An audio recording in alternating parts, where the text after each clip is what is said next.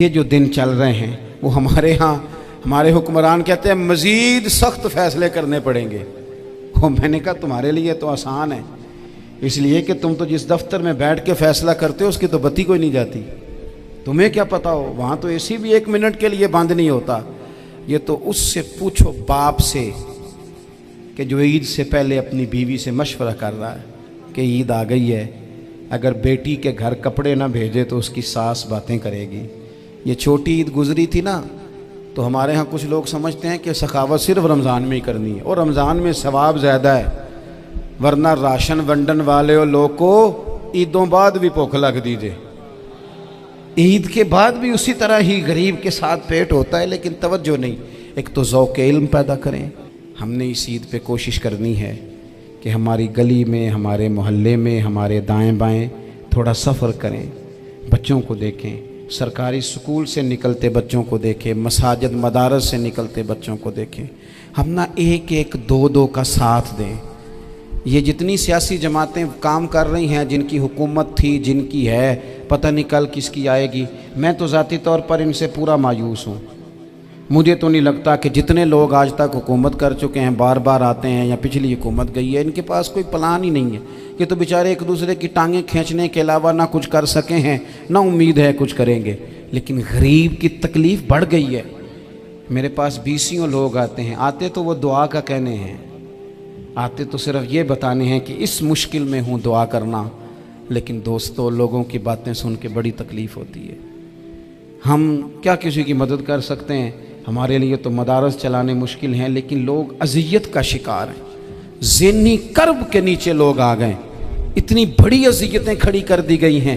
تھوڑا تھوڑا دیکھو، 2 کا کھانا 3 بھی تو کھا ہی سکتے ہیں نا، 3 کا کھانا 4 بھی تو کھا ہی سکتے ہیں نا۔ میرے محبوب نے ہمیں یہ نہیں کہا تھا زیادہ گوشت پکانا، بلکہ رسول پاک نے تو رنگ ہی بڑا سادہ دیا ہے۔ کریم نے فرمایا عائشہ شوربہ ذرا زیادہ کر لو، پڑوسیوں کو بھی سالن دے دیں گے، تھوڑا شوربہ زیادہ کر لو، اسی کو بڑھا لو، تھوڑا شوربہ بڑھا لیں، تھوڑا تھوڑا ایک دوسرے کی مدد کریں، دست شفقت رکھیں۔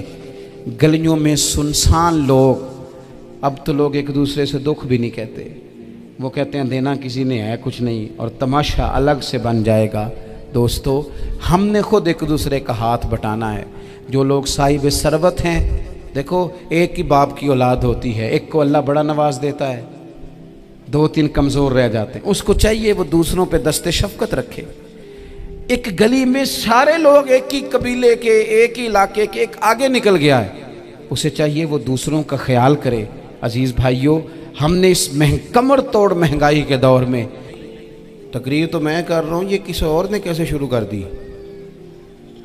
اس وقت میرا ٹائم ہے جی تقریر کا، اور کوئی نہیں کرے گا، خاموشی سے بیٹھے، اللہ آپ کو جزائے خیر دے۔ آپ لوگ اگر بیٹھ جائیں گے تو اچھا رہے گا، پچھلوں کو بھی آسانی ہو جائے گی۔ پیچھے آپ کے لوگ تکلیف میں ہیں، نہیں پیچھے دیکھنے کو نہیں کہا، بیٹھنے کو کہا، اگر آسانی سے بیٹھ سکیں اللہ آپ کو جزائے خیر عطا فرمائے۔ کسی اور جگہ پہ اہتمام ہو جاتا زیادہ اچھا تھا، کچھ تھوڑی سی دشواری احباب کو ہوئی، لیکن کئی دفعہ دور سے بندہ چل کے آئے تو اسے نماز کا زیادہ ثواب ہوتا ہے۔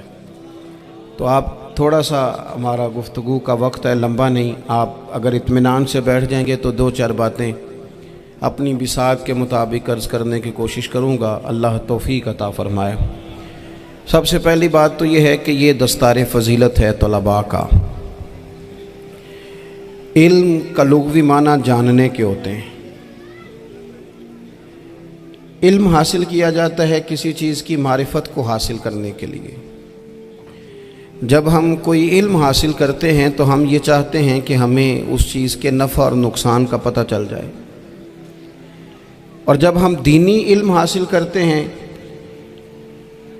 تو اس کا مقصد یہ ہوتا ہے کہ ہمیں رذائل اور خسائل ان دونوں کی خبر ہو جائے، خیر کیا ہے شر کیا ہے اس میں تمیز کا ملکہ ہمیں نصیب ہو جائے، اچھائی اور برائی کھل کر ہمارے سامنے واضح ہو جائے۔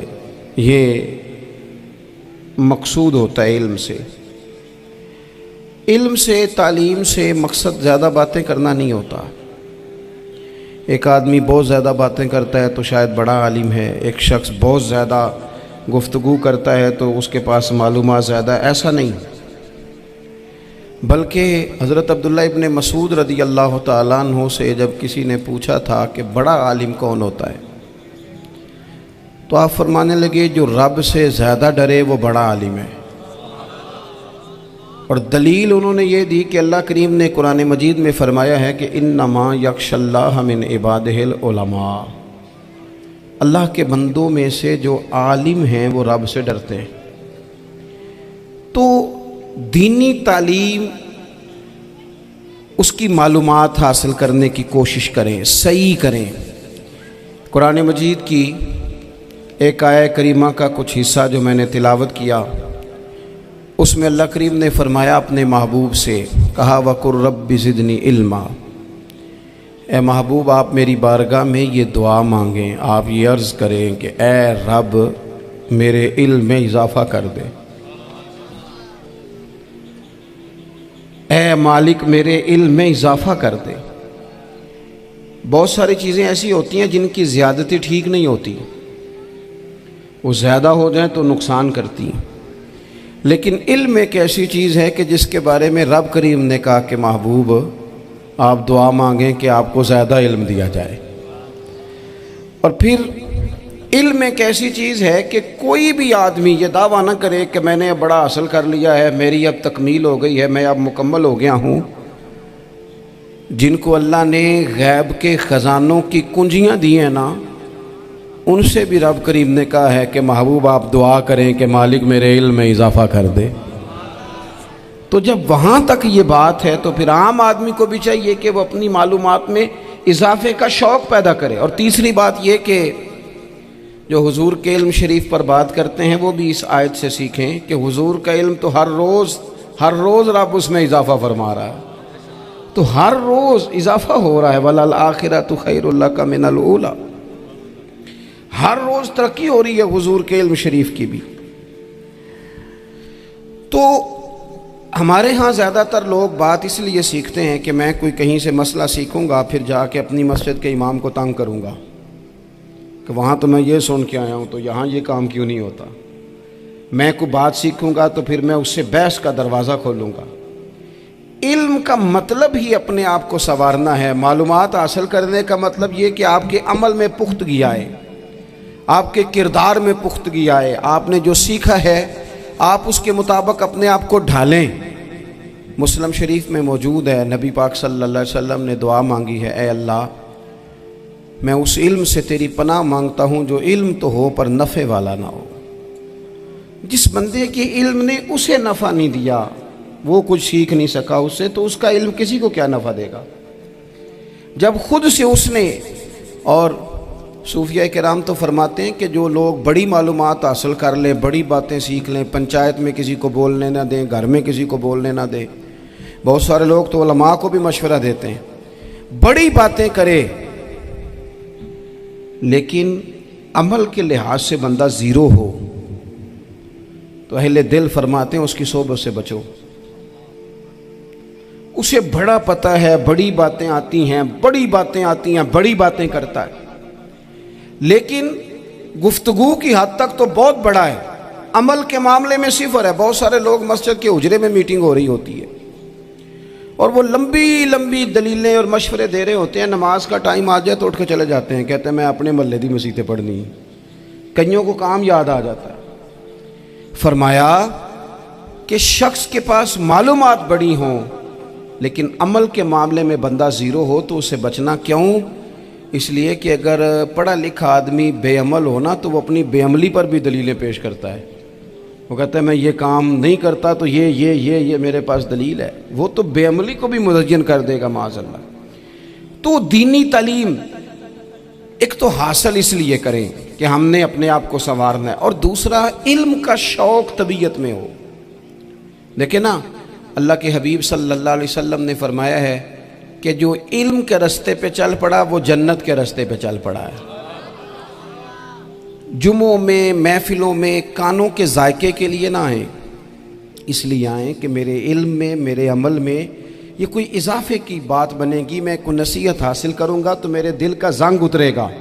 ہمارے ہاں یہاں لوگ مزے کے لیے آتے ہیں، اور آج کل لوگ فوٹو کے لیے آتے ہیں۔ ان دو کاموں سے نکل کر خالص اصلاح کی نیت سے علم کا شوق ہمارے ہاں تیزی سے ایک حرکت کی گئی، علماء کا وقار خراب کیا گیا اور لوگوں کو دینی علوم سے دور کیا گیا، اور اس میں بعض بیچارے واعظین اور خطباء نے بھی کردار ادا کیا جب جعلی پیر کی تعریفیں کھول کے کیں، اور اسے پتہ نہیں کہاں تک یہ اسٹیج ہوتے ہیں نا، ان میں کوئی بندہ اچھا لگے بھی تو اس کے لیے دعا کرنی چاہیے، تعریفیں نہیں کرنی چاہیے۔ تعریفیں اس کا کوئی فائدہ نہیں ہے، اس بندے کو تو دعا کا فائدہ ہے، اگر آپ کو اچھا لگ رہا ہے تو اسے دعا دیں، اس سے زیادہ کچھ نہیں کریں۔ اور ہمارے ہاں جناب وہ نقیب محفل بیچارے کی شامت آ جاتی ہے اگر تعریفیں تھوڑی کرے تو کہتے ہیں انہوں تو نام ہی نہیں لینا ہوں، اور بھائی اس کے نام لینے سے آپ کا قد اونچا ہوتا ہے۔ تو علم اور عالم ان دونوں چیزوں سے قوم کو دور کیا گیا۔ دینی تعلیمات کا فقدان ہے، جو میٹرک تک لوگ 60-70 کتابیں پڑھ جاتے ہیں انہیں بھی قرآن پاک ٹھیک سے نہیں پڑھنا آتا، دور کیا گیا۔ آپ مجھے بتائیے، چلیں ایک مسجد ہی آپ دیکھ لیں، اس مسجد کے اندر اگر ایک طرف ایک عالم دین مشکاہ شریف کھول کے بیٹھے ہوں، حدیث پاک کا درس ہو رہا ہے، یا بحر شریعت کھول کے بیٹھے ہیں، فقہی مسائل بیان کیے، اور اسی مسجد میں ایک بابا جی جبہ پہن کے تگڑا سا بڑی سی پگڑی باندھ کے اور 500 دانے والی تسبیح لے کے بیٹھے ہیں، اب ایک بندہ اندر آتا ہے تو وہ کدھر جائے گا، عالم کی طرف کہ بابا جی کی طرف؟ وہ کیوں جا رہا ہے بھلا بابا جی کی طرف؟ وہ اس لیے کہ ہم نے اسے یہ بتایا ہی نہیں کہ جس طرح سبحان اللہ سبحان اللہ سبحان اللہ پڑھنا عبادت ہے نا، اسی طرح دارابا پڑھنا بھی عبادت ہے۔ اسے ہم نے بتایا نہیں کہ جب تک علم کے رستے میں رہنا بھی عبادت ہے، جب تک اسے یہ سمجھ نہیں نہ آئے گی کہ جس طرح وظائف کی کتاب پڑھنا عبادت ہے اسی طرح مشکاہ شریف پڑھنا بھی عبادت ہے، حدیث بخاری کا درس لینا بھی عبادت ہے، مسلم شریف کی احادیث پر اپنے اساتذہ سے بیٹھ کر دروس پانا بھی عبادت۔ جب تک یہ پورا مزاج دیکھیں نا، نبی پاک صلی اللہ علیہ وسلم نے فرمایا رات کی ایک گھڑی بھر دین سیکھ لینا ساری رات نفل پڑھنے سے بہتر ہے۔ اب ہمیں سمجھنا چاہیے کہ کتاب پڑھ کے بھی بندہ رب رسول تک پہنچ سکتا ہے، کتاب و سنت رستہ آسان کرتے ہیں، لیکن ہمارے ہاں کیا مزاج دیا گیا ہے، بابا جی کے پاس چلو، ضرور جائیں بابا جی اگر نیک ہیں تو منع کوئی نہیں کر رہا، لیکن جو سوچ ہمیں حضور نے دی ہے ہم نے اسی سوچ کے مطابق اپنے معاملات کو ترتیب دینا ہے نا۔ اب ایک بات میں نے آپ سے پوچھی اور آپ نے کہا قوم ساری بابا جی کی طرف جائے گی، حدیث پاک کس طرح ہے؟ اللہ کے محبوب مسجد شریف میں تشریف لائے، دونوں جانب لوگوں کے حلقے بنے ہوئے ہیں، لوگ بیٹھے ہوئے ہیں، ایک حلقے میں لوگ اللہ کی یاد کر رہے ہیں، ذکر ہو رہا ہے، ایک حلقے میں بیٹھ کے ایک عالم کتاب و سنت کا درس دے رہے ہیں، ایک صحابی اور باقی سن رہے ہیں۔ خاص توجہ کریں نوجوان میری بات پر، رسول کریم صلی اللہ علیہ وسلم دونوں کے بیچ کھڑے ہو گئے اور کریم نے فرمایا دونوں محفلیں خیر کی ہیں، دونوں ہی حلقے خیر کے ہیں۔ اور پھر حضور فرمانے لگے مجھے چونکہ رب نے استاد بنا کے بھیجا ہے، میں چونکہ معلم بن کے آیا ہوں، یتلو علیکم آیاتنا ویزکیکم، میں چونکہ کتاب و سنت کی تعلیم کے لیے آیا ہوں۔ یہ لفظ کہتے کہتے حضور اس جماعت میں بیٹھ گئے جو دین پڑھ اور پڑھا رہی تھی، حضور وہاں بیٹھے جہاں بات دین کی ہو رہی، جہاں لوگوں کو اللہ رسول کی بات بتائی جا رہی۔ تو جمعے میں وقت پہ آئیں، اپنی دینی معلومات مضبوط کریں اور اپنے لیے مضبوط کریں۔ میں آپ کو بڑے درد سے یہ بات عرض کرتا ہوں،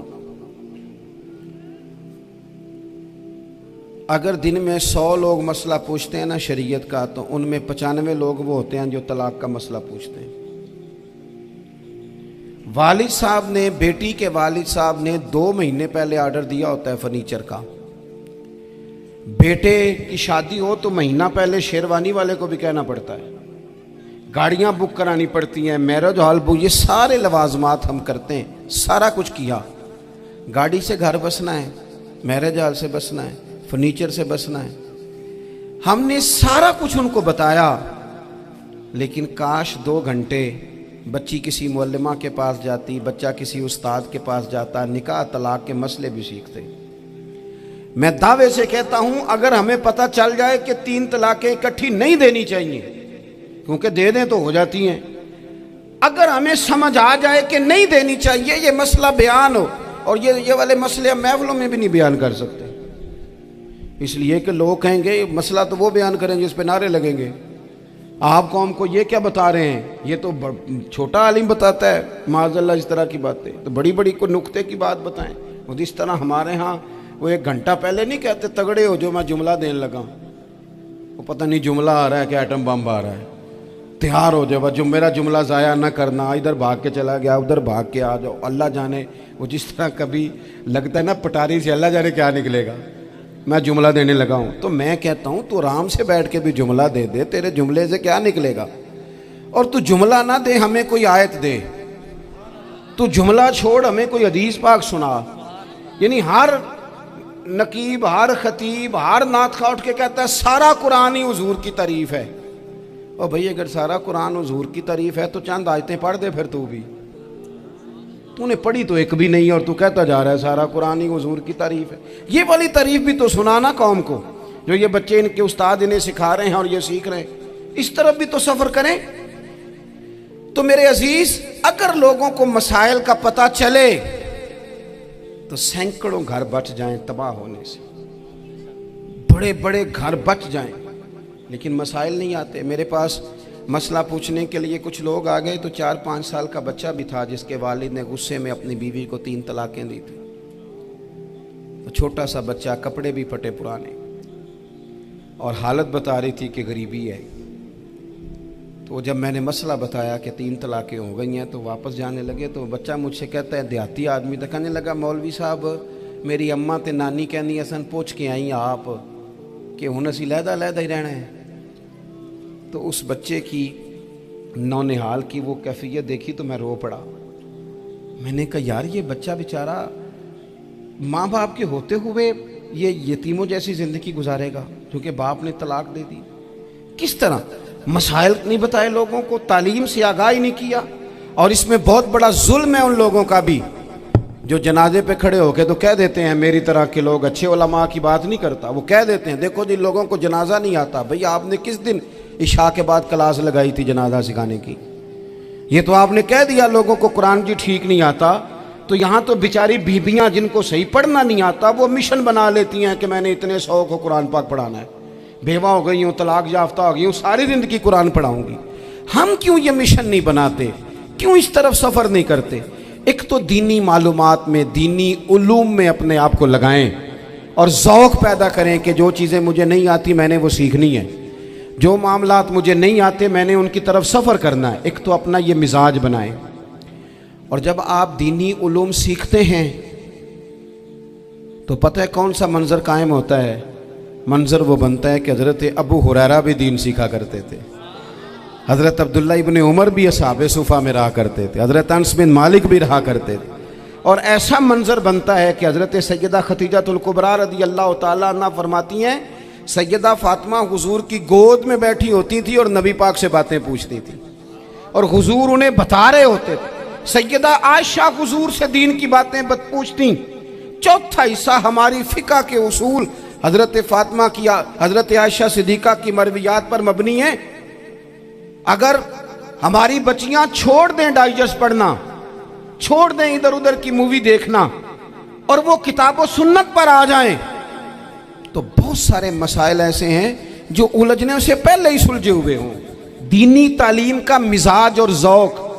اور دوسری آیہ کریمہ میں نے تلاوت کی، اللہ کریم نے قرآن مجید میں فرمایا یا ایھا الذین آمنوا قوا انفسکم واہلیکم نارا، اے ایمان والو خود بھی دوزخ کی آگ سے بچو اور اپنے گھر والوں کو بھی بچاؤ۔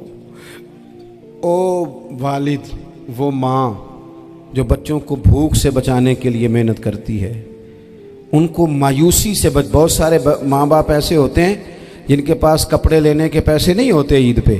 کیوں؟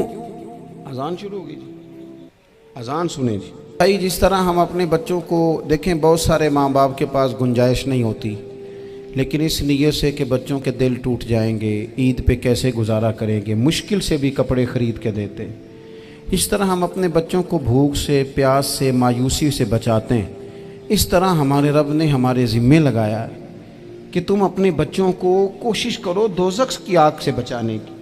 حضرت عمر فاروق رضی اللہ تعالیٰ عنہ نے عرض کیا تھا، یا رسول اللہ صلی اللہ تعالیٰ علیہ وسلم، اس آیہ کریمہ کا معنی کیا ہے؟ تو محبوب کریم علیہ السلام نے فرمایا، عمر، جن چیزوں کا اللہ تمہیں حکم دیتا ہے تم اپنے گھر والوں کو ان چیزوں کا حکم دو، جن چیزوں سے رب رسول تمہیں منع کرتے ہیں اپنے گھر والوں کو ان سے روکو، اپنے گھر کے اندر نفاذ دین کرنے کی کوشش کرو۔ میرے بھائی، بہت زیادہ آزمائش ہے ہمارے گھروں میں، بے چینیاں ہیں، اضطراب ہے، بچوں میں سختی ہے، بہن بھائی ایک دوسرے کے ساتھ لڑتے ہیں، مزاجوں میں تلخی آ گئی۔ کیوں بھلا؟ اس لیے کہ ماں باپ کو جو بہترین کردار اور جو حسین طریقہ گھر میں اپنانا چاہیے تھا، بچے تقریر باہر سے سنتے ہیں لیکن وہ فالو اپنے ماں باپ کو کرتے ہیں۔ اگر ماں باپ میں حوصلہ ہو، صبر ہو، اطمینان ہو، خودداری ہو، تھوڑے پر گزارا کرنے کا مزاج ہو، دیکھیں نا، آج ڈپریشن ہے، ٹینشن ہے، پینکس اٹیکس ہیں، بڑی ساری چیزیں آ گئی ہیں۔ کیوں بھلا؟ صبر نہیں، تحمل نہیں، بردباری نہیں۔ آزمائے، ایک دن ایک بچہ میرے پاس آ گیا مدرسے کا، اور آ کے وہ رونے لگا۔ میرے گھر والے کہنے لگے کھانا چھوڑ دیں، پہلے اس کی بات سن لے۔ میں نے کہا پتر کیا ہوا؟ کسی نے مارا ہے کسی استاد نے؟ کہنے لگے نہیں حضرت، گھر فون کیا تھا تو میری اماں اور ابا کی لڑائی ہو رہی ہے۔ بچہ کانپ رہا ہے، ٹانگیں کانپ رہی ہیں۔ میں نے کہا کیا ہو کیا گیا تمہیں پتر؟ لڑائی ہو رہی ہے تو گھروں میں ہو ہی جاتی ہے۔ کہنے لگے نہیں، آپ کو پتہ نہیں، وہ بڑا سخت لڑتے ہیں۔ میرے والد جب میری والدہ کو مارنے کے لیے آگے بڑھتے ہیں تو ہم سارے چارپائیوں کے نیچے چھپ جاتے ہیں، ہمیں خوف آتا ہے، وہ منظر خطرناک ہوتا ہے۔ یہ کون تکلیف دے رہا ہے اپنے بچوں کو؟ یہاں بیٹھے ہمارے ہاں میلوں دور رہتے تھے اس کے گھر والے، تو وہ تکلیف میں تھا، تو گھر میں کیا کیفیت ہوگی؟ اگر حوصلہ ہو، صبر ہو، قناعت ہو، اللہ کے دیے ہوئے تھوڑے رزق پر ہمیں راضی رہنا آتا ہو، ہمارے گھروں میں سکون آئے، اطمینان آئے، ہم جو زندگی بڑی خوشی خوشی گزار سکتے ہیں، ہمارے مزاجوں کا لالچ، ہماری طبیعتوں کی بے راہ روی، ہماری جھوٹی انا کا بت، ان ساری چیزوں کو ختم کر دیتا ہے۔ اپنی زندگی کے اندر اگر ہم وہ کردار اپنے بچوں کو دیں، جس کردار میں موبائل بھی ہو، جس میں گاڑی بھی ہو، جس میں پیسے بھی لا کے ابا دراز میں رکھتا ہو، لیکن والد کا گھر میں مصلی بھی موجود ہو، اس کی کوئی تسبیح بھی ہو، وہ یہ بھی کہتا ہو کہ خدا نے اپنے فضل سے آج 5,000 دیا ہے تو اس میں 1,000 غریبوں کا بھی ہے، اس میں تھوڑا سا میں نے اللہ کی رضا کے لیے بھی رکھا ہے۔ اگر کوئی مشکل آ جائے تو وہ باپ اور ماں کو صبر کرتا ہوا دیکھتے ہوں، اگر ایک باپ کر بات کرے تو دوسرا برداشت کرتا ہو۔ خدا را اپنی اولادوں کو اس اذیت کا شکار نہ کرو۔ اپنے گھروں کے اندر وہ خودداری، وہ پیار، وہ وقار، وہ محبت، وہ انداز۔ آپ تھکے ہوئے ہیں، کوئی شک نہیں، آپ بہت سارے مسائل کا باہر شکار ہوں گے، کوئی شک نہیں، لیکن آپ باہر سے تھک کے آئے ہیں، اور اگر آپ باہر اپنی فیکٹری کے مالک ہیں اور دفتر کے بڑے ہیں تو گھر میں بھی تو آپ بڑے ہیں نا، آپ کی ماں بھی تو انتظار کر رہی ہے، اس نے بھی تو دکھڑا سنانا ہے نا آپ کو۔ آپ یہ دیکھیے کہ آپ کے بچے بھی تو انتظار کر رہے ہیں، وہ چاہتے ہیں کہ ابا آ کے بیٹھیں تو ہم ان کے سینے پہ چڑھ کے تھوڑا کھیلیں۔ آپ کی اہلیہ منتظر ہیں، کچھ باتیں بیوی کسی اور سے نہیں کہہ سکتی، صرف اپنے شوہر سے کہتی ہے، لیکن وہ تو آتے ہی جلال میں آ گئے صاحب، وہ کہنے لگے تو بڑی نالائق ہے، میں تھکا ماندہ آیا ہوں اور تو نے مجھے کہانی سنا دی ہے۔ وہ اس خاتون سے شدت کے ساتھ پیش آنے لگے۔ میرے رسول پاک کی حیات نور کو دیکھو، حضرت ام ایمن حضور کی رضائی والدہ ہیں، ان کی بھی خدمت ہو رہی ہے، حضرت حلیمہ سعدی آ رہی ہیں تو خدمت ہو رہی ہے، حضرت عباس حضور کے چچا ہیں تو کریم فرماتے ہیں میرے چچا ہیں باپ کی جگہ پہ، حضور دوست احباب صحابہ غلاموں سب کے ساتھ پیار کر رہے ہیں، 9 ازواج مطہرات ہیں گھر کے اندر، اور کیفیت یہ ہے کہ حضور صرف ان کی ضرورتوں کا ہی خیال نہیں کرتے، خواہشات کا ہی خیال نہیں کرتے، بلکہ میرے کریم کا طریقہ یہ ہے کہ کوئی بندہ آج بول کیا رہا ہے، وہ کہاں کھڑا ہے آج، اس کے جملے کس طرح کے ہیں، اس کا لہجہ کس طرح کا ہو گیا ہے، اور اسے ٹھیک کیسے کرنا ہے۔ محبوب اس کا خیال فرماتے، توجہ کرتے۔ میں کہتا ہوں کہ ہم سب کو شوق آیا ہے آرام کرنے کا۔ میں صبح 11 بجے سے پہلے اپنے گھر سے نکل آیا تھا، اور یہ وقت آ گیا ہے، اور رات کو خدا جانے کس وقت گھر پہنچنا ہے۔ کئی دفعہ کیفیت یہ ہوتی ہے کہ گاڑی سے اترتے ہیں تو پھر دل کرتا ہے کہ کوئی اٹھا کے چلائے نہ کبھی۔ اس کے باوجود بہت سارے لوگ ناراض رہتے ہیں کہ ہم سے مل کے نہیں گئے، فوٹو نہیں کھنچوا کے گئے، فلانی جگہ چائے نہیں پی کے گئے۔ یہ تسلسل ہے، لیکن میں جتنا مرضی تھکا ماندہ گھر جاؤں گا نا، کبھی ایسا نہیں ہوا کہ میں گھر جاؤں تو بڑی ٹینشن میں جاؤں۔ میری گھر والی ایک دن مجھ سے کہنے لگی، آپ نے کبھی نہیں کہا کہ میں تھکا ہوا آیا، بندہ تھک بھی تو جاتا ہی ہے نا، کبھی کہاں کرے نا۔ میں نے اسے کہا پتہ کیوں نہیں کہتا؟ اس لیے نہیں کہتا کہ میں نہیں چاہتا کہ میرے بچے یہ کہیں کہ ہم نے دین نہیں پڑھنا، ہمارا باپ تو بڑی مشکل میں ہے۔ ہم اپنے کام کے بارے میں اپنے گھر میں شکوے کرتے ہیں۔ آپ کسی بچے سے پوچھ لیں کون سا کام کرنا ہے، کہنا جڑا ابا جی کر دے رہے وہ نہیں کرنا۔ کیوں؟ کہ ابا جی ہر روز تو کہتے ہیں میں بڑا الجھ گیا ہوں، یہ کام بڑا مشکل ہے۔ میں چاہتا ہوں کہ میں اپنے بچوں کو یہ بتاؤں کہ پتر میں تو جدھر جاتا ہوں پھول ہی پھول ہیں، میں تو جدھر سے گزرتا ہوں محبت ہی محبت ہے، میں تو جدھر سے دیکھتا ہوں دعائیں ہی ملتی ہیں، تاکہ ان کا شوق پیدا ہو۔ میرے عزیز، آپ تھوڑا سا دل بڑا کریں۔ اگر آپ ایک کی وجہ سے پورا گھر سکون میں آ جاتا ہے تو آپ دل بڑا کیوں نہیں کرتے؟ جگہ ڈھونڈتے ہیں بس مجھے کوئی تنگ نہ کرے، کوئی میری باپ ماں بدولت کو کوئی پریشان نہ کرے۔ بخاری شریف سنیے، حضرت عائشہ صدیقہ رضی اللہ تعالیٰ عنہ بیٹھی ہیں، حضور فرمانے لگے عائشہ آج ایک بات نہ بتاؤں تمہیں؟ یا رسول اللہ بتائیے۔ حضور فرمانے لگے جب تم مجھ سے ناراض ہوتی ہو تب بھی مجھے پتہ چل جاتا ہے، اور جب راضی ہوتی ہو پھر بھی پتہ چل جاتا ہے۔ تو حضرت سیدہ عائشہ صدیقہ بات سن کے بڑی خوش ہوئی، یا رسول اللہ وہ کیسے؟ حضور فرمانے لگے کبھی کبھی تم قسم اٹھاتی ہو۔ یا رسول اللہ ہاں۔ فرمایا جب ہوتی ہو نا راضی خوش تو پھر کہتی ہو مجھے رب محمد کی قسم صلی اللہ علیہ وسلم، پھر تم میرے نام کے ساتھ رب کریم کا نام ملا کے قسم اٹھاتی ہو، رب محمد کی قسم۔ یا رسول اللہ بالکل ایسے ہی ہے۔ اور فرمایا جب تمہارے دل میں کوئی بات ہوتی ہے نا تو پھر تم کہتی ہو مجھے رب ابراہیم علیہ السلام کی قسم، پھر تم رب محمد نہیں کہتی۔ یہ بخاری مسلم میں موجود ہے۔ حضرت عائشہ صدیقہ نے تو بات سنی تو کھل گئی طبیعت، کہنے لگی کریم صدقے جاؤں، یہاں تک خیال فرماتے ہو؟ کس کے جملے کہاں پہنچ گئے، یہاں تک خیال ہے؟ فرمایا مجھے پتہ چل جاتا ہے کہ تمہاری کیفیت کیا ہے، کہاں کھڑی ہو۔ اور بھئی ہم تو اپنی ماں کا بھی خیال نہیں رکھتے، ہمارا باپ کہاں بیچارہ کھڑا ہے، وہ تو انتظار میں تھا کہ کوئی 10 منٹ میرے پاس بیٹھے گا، توجہ ہی نہیں، جذبات کا خیال ہی نہیں۔ حضرت عائشہ صدیقہ بات سن کے عرض کرنے لگے یا رسول اللہ مجھے رب محمد کی قسم ہو، میں صرف نام چھوڑتی ہوں، میرے دل میں ہر وقت مدینے والے محبوب ہی رہتے ہیں، نام ہی چھوڑتی ہوں صرف۔ او میرے دوست تھوڑا سا جا، اور دوسرا عرض کروں گا، دولت اگر بہت عالی چیز ہوتی نا، بہت قیمتی، تو سب سے زیادہ سیدہ عائشہ کے گھر میں ہوتی۔ اگر پیسوں سے ہی سو کھاتا تو پیسے سب سے زیادہ حضرت فاطمہ الزہرا کے کاشانہ نور میں ہوتے۔ او میرے بھائیوں، سونا وقت محبتوں سے گزارا جا سکتا ہے۔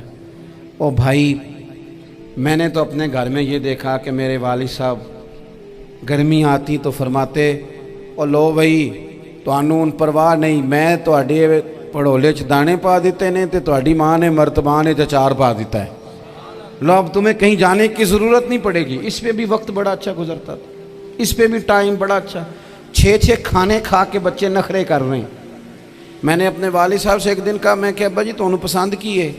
فرمان لگے پتر جے تے لگی ہوئے بھوک پھر تے ہر شے، اور اگر بھوک نہ ہو تو پھر نخرے ہی نخرے ہیں، پھر کیا پسند ہونا ہے؟ طبیعت نہیں۔ اپنے گھروں میں اپنے دوستوں میں اطمینان پیدا کریں، اضطراب سے باہر آئیں۔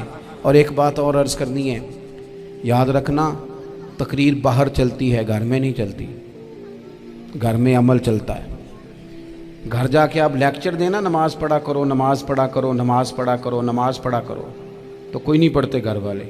आप घर में नमाज खुद शुरू कर दें। नबी पाक सल्लल्लाहु अलैहि वसल्लम ने फरमाया घरों को कब्रिस्तान ना बनाओ, कुछ नफली नमाजें घर में भी पढ़ा करो। अल्लाह के प्यारे रसूल सल्लल्लाहु अलैहि वसल्लम का घर मस्जिद नबी के बिल्कुल साथ है, दरवाज़ा हुजूर के घर का मस्जिद में खुलता था। लेकिन नबी करीम सल्लल्लाहु अलैहि वसल्लम क्या करते थे? हज़रत आयशा सिद्दीक़ा फरमाती हैं तहज्जुद की नमाज घर में पढ़ा करते थे। घर में हुजूर तहज्जुद की नमाज पढ़ते, अगरचे घर में दुश्वारी थी। कुछ इबादात, कुछ नमाजें घर के अंदर भी इंसान पढ़े, तवज्जो करे। वैसे तो हमें एक अजान सुन चुके हैं, लेकिन ये कुछ ज़्यादा ही करीब है, इसे भी सुन ही लिया जाए। अच्छा जी, सुन लें जी, अजान सुन लें। वैसे एक ही अजान सुनना ज़रूरी होता है जब ज़्यादा हो रही हूँ। मैं भी बस बात समेटने ही लगा था, अजान को मुकम्मल हो लेने दी। एक आखिरी गुजारिश आप हज़रात से करनी है। इतना बड़ा मजमा है, इतने सारे लोग तशरीफ़ लाए हैं, एक गुजारिश आप हज़रात की खिदमत में रख के बस मैंने बात को समेटना है। दो बातें मैंने आपकी खिदमत में अर्ज़ की हैं। एक तो दीनी इल्म का ज़ौक़ पैदा करें, और दूसरा अपने घरों में थोड़ा ठहराव लाएं। थोड़ा सा अपने, ये बच्चों के दस्तार फ़जीलत का इज्तिमा था, इसलिए मैंने ये बात अर्ज़ की। अपने घरों में थोड़ा हौसला, कनात लाएं। हज़रत आयशा सिद्दीक़ा रज़ी अल्लाह ताला अन्हा फरमाती हैं ऐसा नहीं था कि हमारे घर के अंदर माल नहीं आता था, अल्लाह के फजल से बड़ा कुछ आता था, लेकिन फरमाती हम इसार कर दिया करते थे। हुजूर का मिजाज इसार कर देने का है। याद रखना, शम्मा से अगर कई शम्मे जल जाएं तो इसकी रोशनी में कभी कमी नहीं आती। हज़ारों दिए भी जल जाएं तो ये दिए मांद नहीं पड़ते। महंगाई बड़ी ज़ोर की हो गई, गरीब आदमी की आजमाइश बढ़ गई। हमेशा महंगाई से गरीब लोग मुतासिर होते हैं। अमीरों की तो चीज़ें महंगी हो जाती हैं, वो तो सिंगल उन्होंने जमा की होती हैं, महंगी होती हैं तो डबल में बेचते हैं। गरीब पिसता है। लेकिन दुख की बात यह है कि हम एक दूसरे का साथ नहीं देते। मकरूज़ ज़हनी अज़ियत का शिकार है। 3 दिन है ना ईद के, तो एक जोड़े से भी गुजारे जा सकते हैं, एक से भी। अक्सर लोग तो वैसे ही ईद की नमाज़ पढ़ के सो जाते हैं, और जो बेदार भी हैं वो भी कपड़े बदल कर। हमने इस ईद पे कोशिश करनी है कि हमारी गली में, हमारे मोहल्ले में, हमारे दाएं बाएं थोड़ा सफ़र करें, बच्चों को देखें, सरकारी स्कूल से निकलते बच्चों को देखें, मसाजिद मदारस से निकलते बच्चों को देखें। हम ना एक एक दो दो का साथ दें। ये जितनी सियासी जमातें काम कर रही हैं, जिनकी हुकूमत थी, जिनकी है, पता नहीं कल किसकी आएगी। मैं तो ज़ाती तौर पर इनसे पूरा मायूस हूँ। मुझे तो नहीं लगता कि जितने लोग आज तक हुकूमत कर चुके हैं, बार बार आते हैं या पिछली हुकूमत गई है, इनके पास कोई प्लान ही नहीं है। ये तो बेचारे एक दूसरे की टांगें खींचने के अलावा ना कुछ कर सके हैं, ना उम्मीद है कुछ करेंगे। लेकिन गरीब की तकलीफ़ बढ़ गई है। मेरे पास 20 लोग आते हैं, आते तो वो दुआ का कहने हैं, आते तो सिर्फ ये बताने हैं कि इस मुश्किल में हूँ, दुआ करना। लेकिन दोस्तों, लोगों की बातें सुन के बड़ी तकलीफ़ होती है। हम क्या किसी की मदद कर सकते हैं? हमारे लिए तो मदारस चलाने मुश्किल हैं, लेकिन लोग अज़ियत का शिकार हैं। ज़हनी कर्ब के नीचे लोग आ गए, इतनी बड़ी अज़ियतें खड़ी कर दी गई हैं। थोड़ा थोड़ा देखो, 2 का खाना 3 भी तो खा ही सकते हैं ना, 3 का खाना 4 भी तो खा ही सकते हैं ना। मेरे महबूब ने हमें ये नहीं कहा था ज़्यादा गोश्त पकाना, बल्कि रसूल पाक ने तो रंग ही बड़ा सादा दिया है। करीम ने फरमाया, आयशा शोरबा ज़रा ज़्यादा कर लो, पड़ोसियों को भी सालन दे देंगे। थोड़ा शोरबा ज़्यादा कर लो, इसी को बढ़ा लो, थोड़ा शोरबा बढ़ा लें, थोड़ा थोड़ा एक दूसरे की मदद करें, दस्ते शफ़क़त रखें। गलियों में सुनसान लोग, अब तो लोग एक दूसरे से दुख भी नहीं कहते, वो कहते हैं देना किसी ने है कुछ नहीं, और तमाशा अलग से बन जाएगा। दोस्तों, हमने खुद एक दूसरे का हाथ बटाना है। जो लोग साहिब सरबत हैं, देखो एक ही बाप की औलाद होती है, एक को अल्लाह बड़ा नवाज देता है, 2-3 कमज़ोर रह जाते हैं। उसको चाहिए वो दूसरों पे दस्ते शफ़क़त रखे। एक गली में सारे लोग एक ही कबीले के, एक ही इलाके के, एक आगे निकल गया है, उसे चाहिए वो दूसरों का ख्याल करे। अजीज़ भाइयों, हमने इस कमर तोड़ महंगाई के दौर में میں نے جمعے میں امیر لوگوں سے کہا تھا کہ قربانیاں کرنی تو ہے ہی، تو تم تو سارا سال گوشت کھاتے ہو۔ کیا آپ کو بتاؤں کہ ہم اس وطن میں رہتے ہیں جہاں فریج اور فریزر بڑی عید سے پہلے زیادہ بکتے ہیں۔ فریج نہیں لے آؤ، بڑی لے آؤ، چونکہ گوشت سیو کرنا ہے، سارا سال بھی تو ملتا ہے نا امیروں کو۔ میں نے تو کہا تھا اس گاؤں میں لے جاؤ جہاں قربانی کوئی نہیں کر رہا، ذبح ہی وہاں جا کے کر لو، تھوڑی سی گنجائش بنائیں اپنے دلوں میں۔ یہ ضروری نہیں کہ سامنے والا آپ کا شکریہ بھی ادا کرے۔ حضرت عائشہ صدیقہ رضی اللہ تعالیٰ عنہ، اماں جی ایک کنیز رکھی ہوئی تھی، حضرت عثمان غنی نے دی تھی کہ آپ کی خدمت کریں گی، تو وہ کنیز کہتی ہے کہ اماں جی تو میری بھی روٹیاں پکا دیتی تھی، وہ تو میرے لیے بھی کھانے کا اہتمام کر دیتی تھی، لیکن کوئی دروازے پہ اگر مانگنے آتا تو حضرت عائشہ صدیقہ مجھے کہتی اسے خیرات دے آؤ، تو میں کہتی اماں جی یہ کام تو لوگ دوڑ کے کرتے ہیں اور آپ یہ مجھے کہہ رہی ہیں میں کر دوں؟ تو حضرت عائشہ فرماتی جب کوئی بندہ کسی کو دیتا ہے تو وہ شکریہ ادا کرتا ہے، میں چاہتی ہوں وہ شکریہ بھی تیرا ہی ادا کر جائے، میں نے جو اجر لینا ہے وہ رب کی بارگاہ سے لینا ہے۔